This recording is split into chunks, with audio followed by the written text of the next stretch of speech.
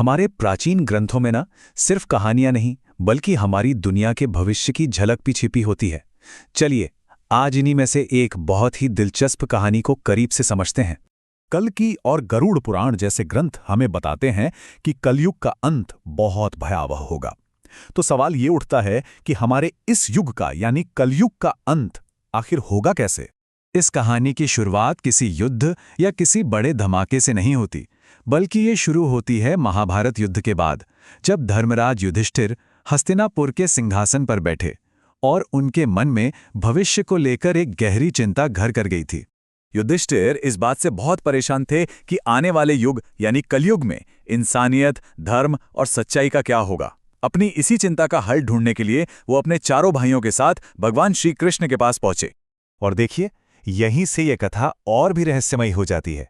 श्री कृष्ण ने उन्हें कोई सीधा जवाब नहीं दिया, बल्कि उन्होंने कहा कि इसका जवाब पाने के लिए उन्हें पहले कुछ अनुभव हासिल करने होंगे। और फिर उन्होंने पांचों पांडव भाइयों को एक अनोखी खोज पर जंगल में भेज दिया। उन्होंने पांचों भाइयों को जंगल के अलग अलग हिस्सों में भेजा और कहा कि वो जो भी अजीब और असामान्य दृश्य देखें उसे आकर बताएं। तो आइए देखते हैं कि उन्होंने क्या देखा। सबसे पहले युधिष्ठिर की बात करते हैं। उन्होंने एक ऐसा नज़ारा देखा जो किसी ने कभी नहीं देखा होगा। एक बहुत बड़ा हाथी जिसकी एक नहीं बल्कि दो दो सूंडें थीं, और वो अपनी दोनों सूंडों से आसपास के पेड़ों को बेरहमी से तबाह कर रहा था। अर्जुन ने जो देखा वो भी कुछ कम अजीब नहीं था। एक ऐसा पक्षी जिसके पंखों पर पवित्र वेद मंत्र लिखे हुए थे, लेकिन वो पक्षी एक मरे हुए जानवर का मांस नोच नोच कर खा रहा था। कितना विरोधाभासी दृश्य था ये। उधर भीम ने देखा कि एक गाय अपने अभी अभी जन्मे बछड़े को प्यार से चाटने के बजाय इतनी जोर जोर से और लगातार चाट रही थी कि उस बेचारे नन्हे बछड़े की खाल छिल गई और वो लहूलुहान हो गया। सहदेव ने 7 कुएं देखे।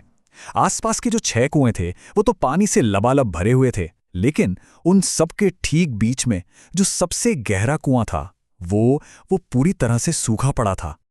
और आखिर में नकुल ने देखा कि पहाड़ से एक बहुत बड़ी चट्टान लुढ़कती हुई आ रही है। वो अपने रास्ते की हर चीज को कुचल रही थी, लेकिन तभी वो एक बहुत ही छोटे और नाजुक से पौधे से टकराकर अचानक रुक गई। जब पांचों भाई वापस लौटे तो वे सब हैरान और परेशान थे। उन्हें समझ नहीं आ रहा था कि उन्होंने क्या देखा।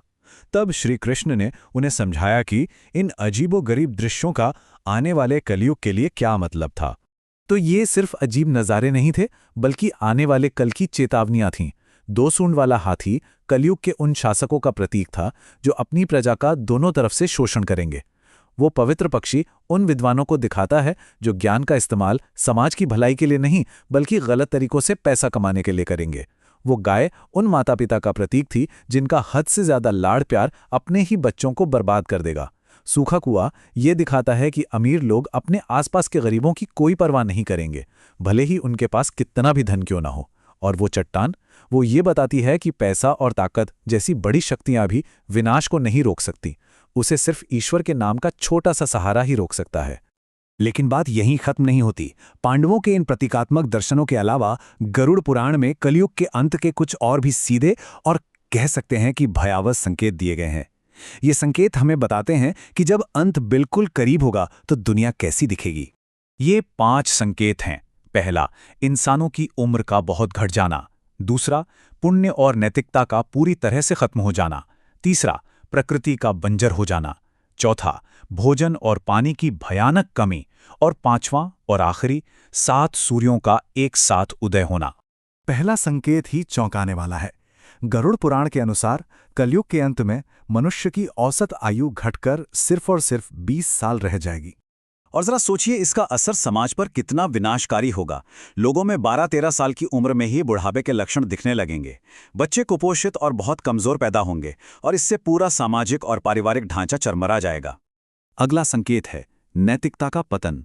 पुण्यवान और गुणी लोग शायद ढूंढने से भी नहीं मिलेंगे। विवाह जैसे पवित्र संस्कारों को लोग भूल जाएंगे और पूरा समाज सिर्फ लालच और धोखे पर चलने लगेगा। तीसरे और चौथे संकेत एक साथ आते हैं और वो हैं पर्यावरण का भयानक पतन। पेड़ पौधे फल फूल देना बंद कर देंगे, बारिश ना के बराबर होगी और चारों तरफ अकाल और भुखमरी फैल जाएगी। गायों को दूध के लिए नहीं बल्कि सिर्फ मांस के लिए पाला जाने लगेगा। और अब उस भविष्यवाणी की बात करते हैं जो सबसे ज्यादा नाटकीय और विनाशकारी है। 5वां और अंतिम संकेत है आकाश में एक साथ 7 सूर्यों का उदय होना। भविष्यवाणी के अनुसार ये 7 सूर्य अपनी भयानक गर्मी से पृथ्वी का सारा जल सोख लेंगे और पूरी दुनिया को जलाकर राख कर देंगे। और इसके बाद 100 सालों तक लगातार ऐसी मूसलाधार बारिश होगी जो उस जली हुई दुनिया को अपने अंदर समा लेगी। लेकिन विनाश की इस कहानी में एक उम्मीद की किरण भी है। ये अंत असल में एक मुकम्मल अंत नहीं है। इस महाविनाश को प्रलय कहा जाता है।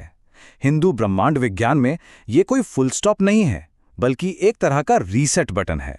ये एक जरूरी शुद्धिकरण है ताकि एक नई शुद्ध दुनिया का निर्माण हो सके जहां धर्म और सत्य की फिर से स्थापना की जा सके। तो ये प्राचीन कथा हमें एक बहुत जरूरी सवाल के साथ छोड़ जाती है। क्या ये भविष्यवाणियां आने वाले कल का हूबहू सच है या फिर ये समाज के लिए एक चेतावनी है, एक आईना जो हमें दिखाता है कि जब इंसानियत धर्म और नैतिकता का रास्ता छोड़ देती है तो उसका अंजाम क्या हो सकता है।